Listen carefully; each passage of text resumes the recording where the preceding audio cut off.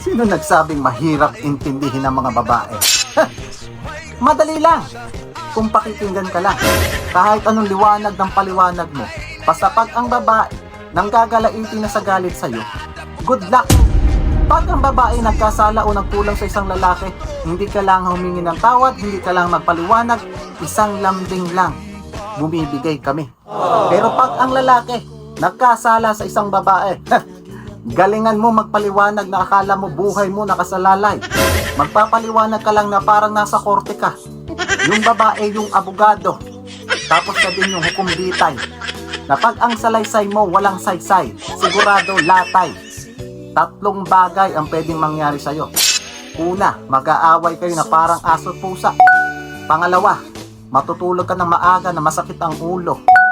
Pangatlo, yung paborito ng karamihan sa inyo, yung I hate you goodbye.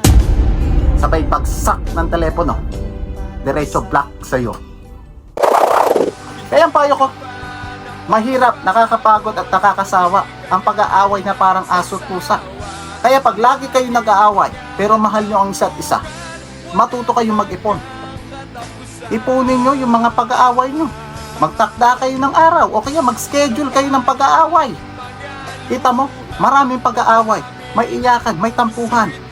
Pero sa isang bagsakan,